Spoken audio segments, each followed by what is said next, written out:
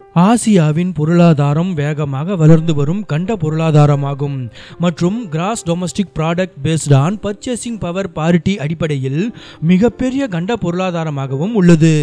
ஆசிய பொருளாதாரம் அந்த கண்டத்தில் உள்ள 48 நாடுகளில் வாழும் 440 கோடிக்கும் அதிகமான மக்களை கொண்டுள்ளது. ஆசிய கண்டத்தின் செல்வம் ஆசிய நாடுகளுக்குள்ளும் நாடுகளுக்கு இடையிலும் சமமற்ற முறையில் விநியோகிக்கப்படுகிறது. ஜிடிபி பெர் கேபிட்டா எனப்படும் தனிநபர் உள்நாட்டு உற்பத்தியின் அடிப்படையில் ஆசியாவின் 5 பணக்கார நாடுகளை பற்றி இப்போது பார்ப்போம். ஜப்பான். பசிபிக் பெருங்கடலில் அமைந்துள்ள கிழக்கு ஆசிய நாடான ஜப்பான் ஆசியாவின் 5வது பணக்கார நாடாகும். ஜப்பானின் ஜிடிபி பெர் கேபிட்டா சுமார் $39.243 உள்ளது. ஜப்பானிய பொருளாதாரம் அந்நாட்டின் ஆட்டோமொபைல் மற்றும் எலக்ட்ரானிக் பொருட்கள் துறையில் அதிக அளவில் தங்கியுள்ளது. ஜப்பான் உலகின் 3வது பெரிய ஆட்டோமொபைல் உற்பத்தி துறையை கொண்டுள்ளது.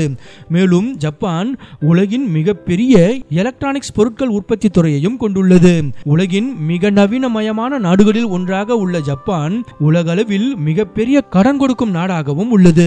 இருப்பினும் சமீபத்திய ஆண்டுகளாக ஜப்பானிய பொருளாதாரமும் கணிசமான அச்சுறுத்தல்களை எதிர்கொண்டு வருகிறது.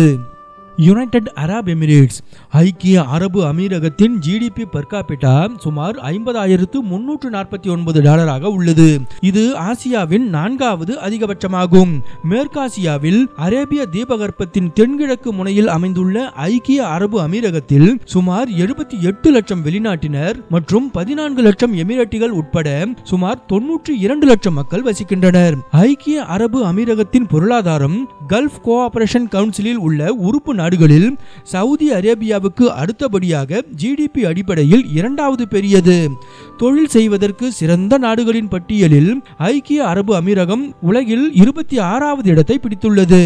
ஐக்கிய அரபு அமீரகத்தின் பொருளாதாரம் பன்முகப்படுத்தப்பட்டு வந்தாலும் அந்நாட்டின் பொருளாதாரம் எண்ணெய் வருவாயை அதிகம் நம்பியுள்ளது மற்றும் இயற்கை எரிவாயு மற்றும் பெட்ரோலியம் ஆகியவை அந்நாட்டின் சிறந்த ஏற்றுமதிகளாக உள்ளன.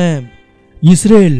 செங்கடல் மற்றும் மத்திய தரைக்கடலோரம் அமைந்துள்ள இஸ்ரேலின் ஜிடிபி பெர் கேபிட்டா சுமார் $54,688 உள்ளது. இஸ்ரேலின் உயர் கல்வி அறிவு பெற்ற பணியாளர்கள் மற்றும் நன்கு வளர்ந்த கல்வி முறை ஆகியவை அந்நாட்டில் விரைவான பொருளாதார வளர்ச்சியை தூண்டியுள்ளன. அதிக எண்ணிக்கையிலான ஸ்டார்ட் அப் நிறுவனங்களை கொண்ட உலகின் 2வது நாடாக இஸ்ரேல் உள்ளது. உணவு உற்பத்தியில் இஸ்ரேல் தன்னிறைவு பெற்றுள்ளது.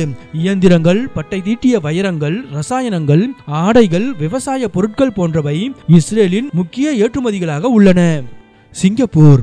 சுமார் $79,576 ஜிடிபி பெர் கேபிட்டாவாக கொண்டுள்ள சிங்கப்பூர் ஆசியாவின் 2வது பணக்கார நாடு.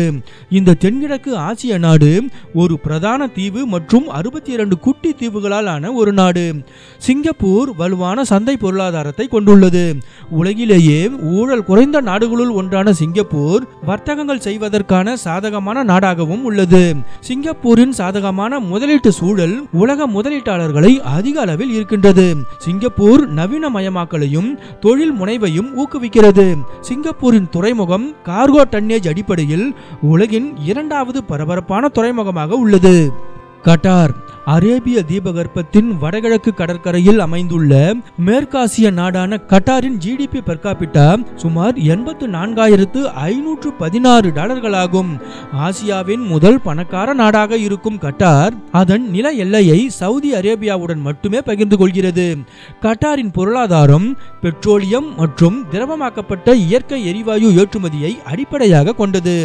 இது அந்நாட்டின் அரசாங்க வருவாயில் 70%, ஏற்றுமதி வருவாயில் 85%, ஜிடிபியில் சுமார் 60% பங்களிக்கிறது. கட்டாரில் அடுத்த 25 ஆண்டுகளுக்கு மட்டுமே தற்போதைய நிலையில் பொருளாதாரத்தை நிலைநிறுத்தும் அளவுக்கு எண்ணெய் வளம் உள்ளது. கட்டார் அரசாங்கம் வேகமாக குறைந்து வரும் எண்ணெய் வளத்தை சார்ந்திருப்பதை குறைக்க அதன் பொருளாதாரத்தை பல்வகைப்படுத்தும் முயற்சிகளில் இறங்கியுள்ளது.